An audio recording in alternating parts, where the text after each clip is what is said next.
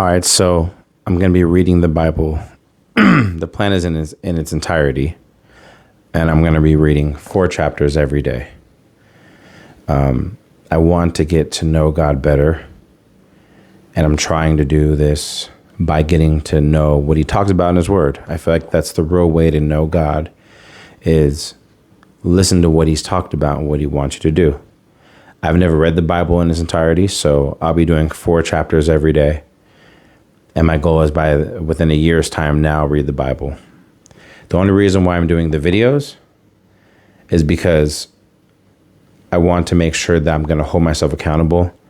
And if you want to read along, you can too. If not, that's fine. This video is mainly for me to make sure I do it. So that's the goal, is to read 4 chapters every day. And we're starting all the way from Genesis 1 all the way to Revelations. So let's get started. And I have a study Bible. Let me show you. It's the Christian Standard Bible. So I'm reading out of that version, just FYI. Okay. And I'll be reading 4 chapters every day. And maybe I might give some breakdown maybe of what I've got out of it. I'm not sure yet. I know for sure I want to read it through in its entirety. So that's the goal. But if you want to follow along, cool. If not, God bless you. All right, so where is Genesis 1? Am I way off? I'm way. Oh, this is 2. Okay. I found it. So we're reading 4 chapters a day. All right. I can't get this page turned. Okay. Genesis 1. In the beginning, God created the heavens and the earth. And now the earth was formless and empty. Darkness covered the surface of the watery depths, and the Spirit of God was hovering over the surface of the waters. Then God said, "Let there be light," and there was light. God saw that the light was good, and God separated the light from the darkness. God called the light day, and the darkness he called night. There was an evening, and there was a morning one day. Verse 6, Then God said, "Let there be an expanse between the waters separating..." Then God said, "Let there be an expanse between the waters, separating the water from water." So God then made the expanse and separated the water from under the expanse from the water above the expanse. And it was so. God called the expanse sky, and evening came, and then morning the second day.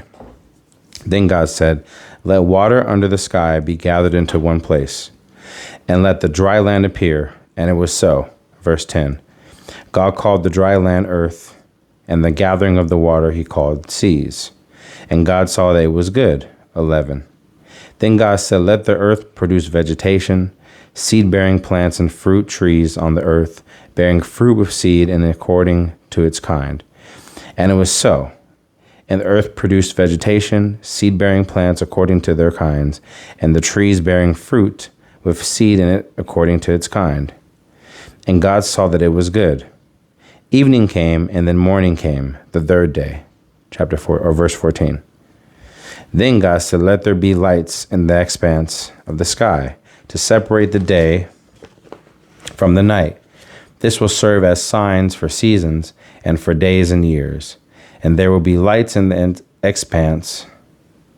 I feel like I'm saying that wrong. Expanse of the sky to provide light on the earth. And it was so. Verse 16, God made the 2 great lights, the greater light to rule over the day, and the lesser light to rule over the night, as well as the stars. God placed them in the expanse of the sky to provide light on the earth. I'm sorry, that word expanse is just so hard to say. Verse 18, to rule the day and night, and to separate light from darkness. And God saw that it was good. Evening came, and in the morning, the 4th day. Verse 20. Then God said, "Let the water swarm with living creatures, and let the birds fly above the earth across the expanse of the sky."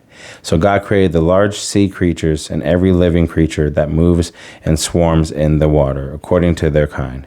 He also created every winged creature according to its kind. And God saw that it was good. God blessed them. Be fruitful, multiply, and fill the waters of the sea, and let the birds multiply on the earth. Evening came, and then morning came, the fifth day. Then God said, let the earth produce living creatures according to their kind, livestock, creatures that crawl, and the wildlife of the earth according to their kinds. And it was so. So God made the wildlife of the earth according to their kinds, the livestock according to their kinds, and all the creatures that crawl on the ground according to their kinds. And God saw that it was good.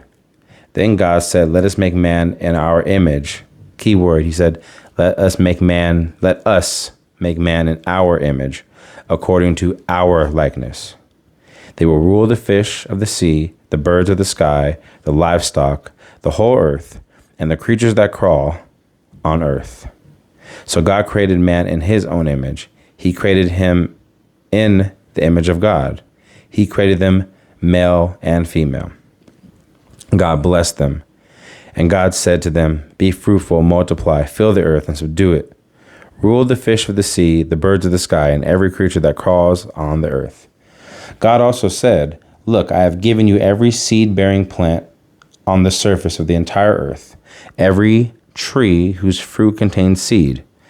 This will be food for you, for all the wildlife on the earth, for every bird in the sky, for every creature that crawls on the earth, everything having the breath of life in it. I have given every green plant for food. And it was good.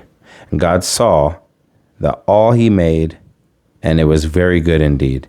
Evening came and the morning came, the sixth day. Now we're going into chapter 2, but really quick before chapter 1.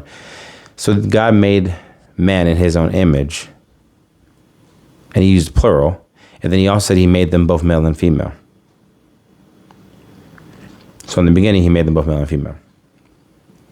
Chapter 2. So the heavens and the earth and everything in them were completed. On the seventh day, God had created his work that he had done, and he rested. And on the seventh day from all of his work he had done, God blessed the seventh day and declared it holy, for on it he rested from all of his work of creation. Man and woman in the garden, that's like the subcategory of this. So, verse 4, these are the records of the heavens and the earth concerning their creation at the time.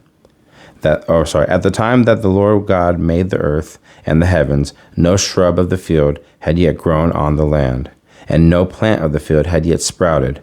For the Lord God had not made it rain on the land, but there was no man to work the ground. But mist would come up from the earth and water all the ground.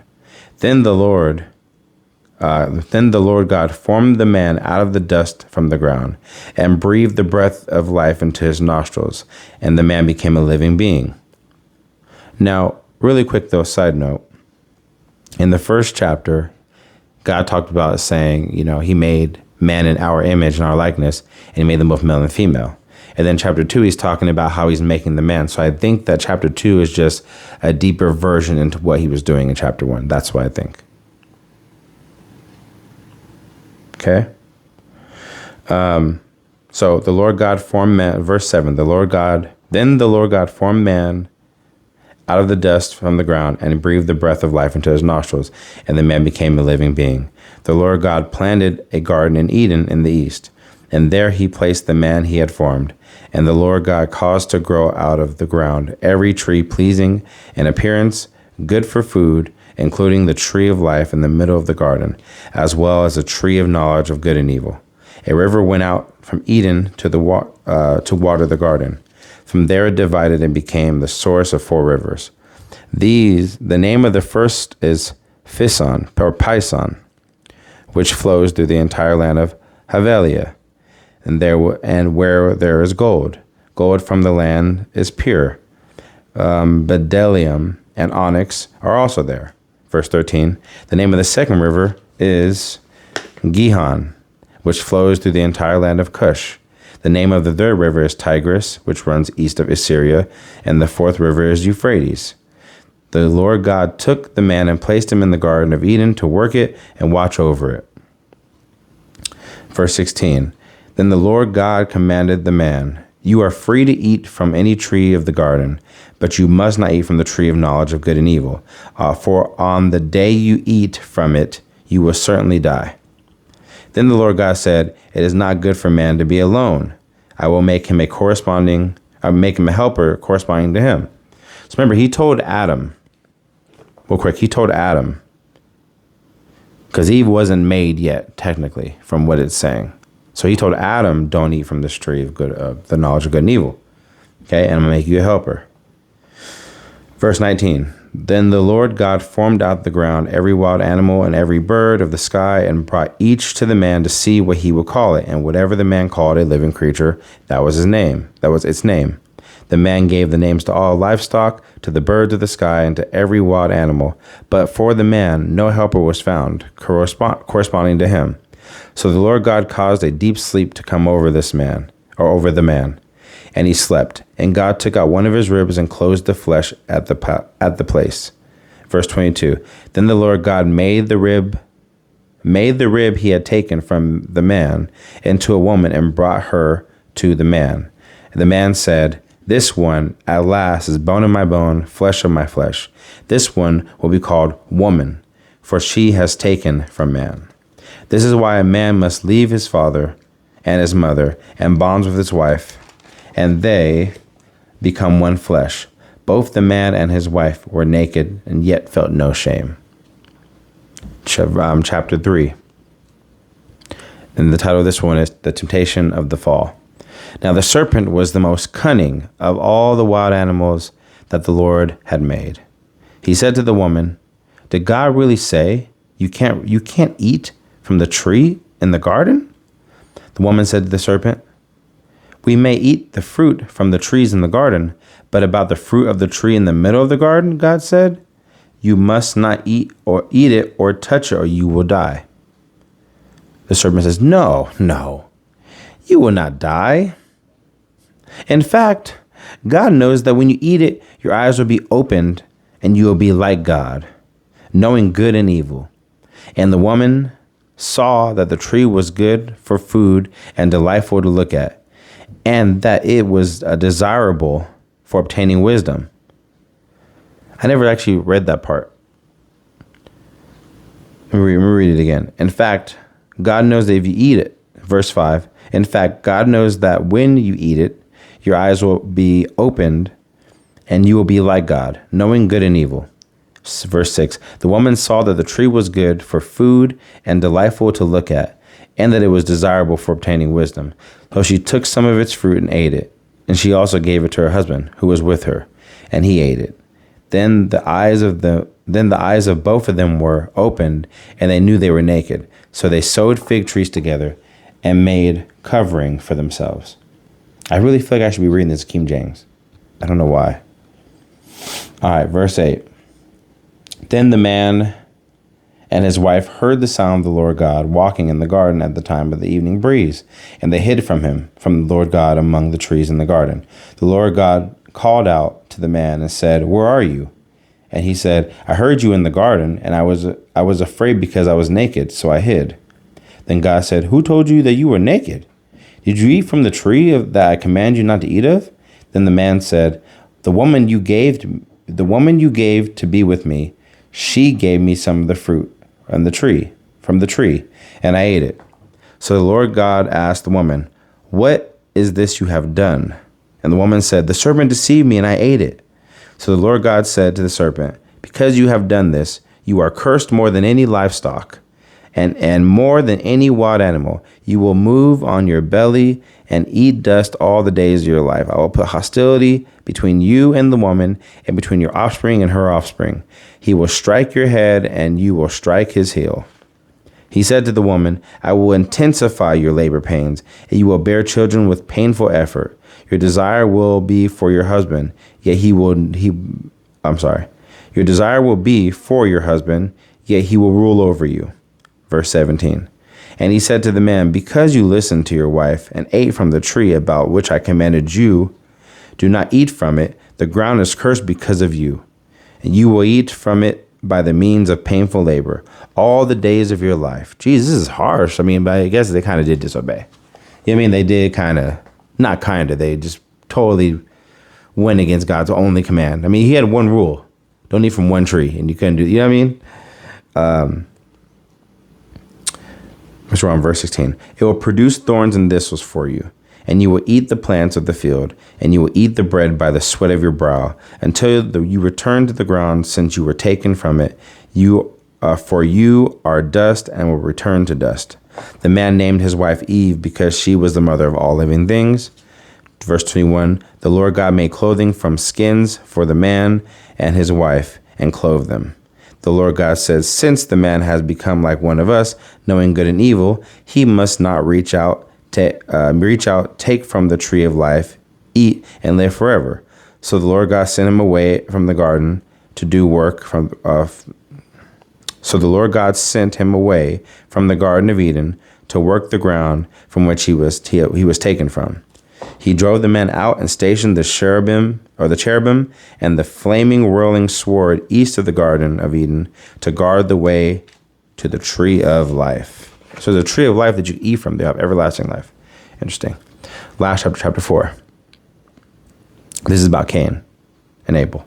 The man was intimate with his wife Eve, and she conceived and gave birth to Cain. She said, I have had a male child with the Lord's help. She also gave birth to his brother Abel. Now Abel became a shepherd of flocks, but Cain worked the ground. In the course of time, Cain presented some of the land's produce as an offering to the Lord. And Abel was presented an offering, some of the firstborn of his flock and their fat portions. The Lord regarded for Abel and his offering, but he did not have regard for Cain and his offering. Cain was furious, and he looked despondent. Then the Lord said to Cain, why are you furious, and why do you look so despondent? If you do what is right, you won't be accepted. But if you do what is right, you won't be accepted. But if you do not do what is right, sin is crouching at the door.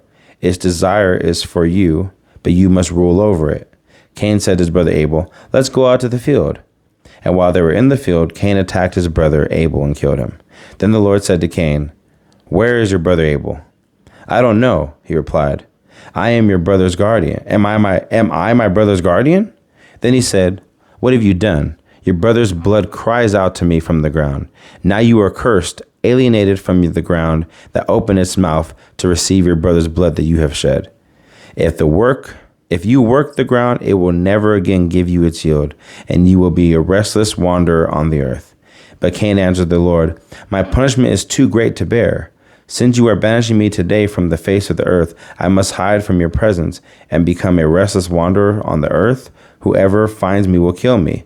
Then the Lord replied to him, in that case, whoever kills Cain will suffer vengeance 7 times over. And he placed a mark on Cain so that whoever found him would not kill him. Then Cain went out from the Lord's presence and lived in the land of Nod, east of Eden. The line of Cain. Cain was intimate with his wife, and she conceived and gave birth to Enoch. Then Cain became a builder of a city, and he named the city Enoch after his son. Irad was born to Enoch. Irad fathered Mehujael. I can't say his name. Sorry, guys. I can't say him. Mehujael. Mehujael fathered Methuselah, and Methuselah fathered Lamech. Lamech took 2 wives for himself, one named Adah, and the other named Zillah. Adah bore Jabal, and he was the father of the nomadic herdsmen. His brother was named Jabal. He was the father of all who played the lyre and the flute. Zillah bore Tubal Cain. Dang, I'm sorry. I am trash at reading, guys. I am trash at reading these names. Bore Tubal Cain, who made all kinds of bronze and iron tools. Tubal Cain's sister was Naamah. Verse 23. Lamech said to his wife, Adah and Zillah, hear my voice, wives of Lamech, pay attention to my words. For I killed a man for wounding me, a young man for striking me. If Cain is to be avenged 7 times over, then for Lamech it will be 7 times 7. Adam was intimate with his wife again, and she gave birth to a son and named him Seth. For she said, God has given me another child in the place of Abel, since Cain killed him. His son was born to Seth also, and he named him Enosh. At the time, people began to call on the name of the Lord. 4 chapters. I like Enoch. But dang, that was crazy. I wonder if Adam would have said and owned up to eating the fruit and not blaming his wife. I wonder if the outcome would have been different. I truly wonder.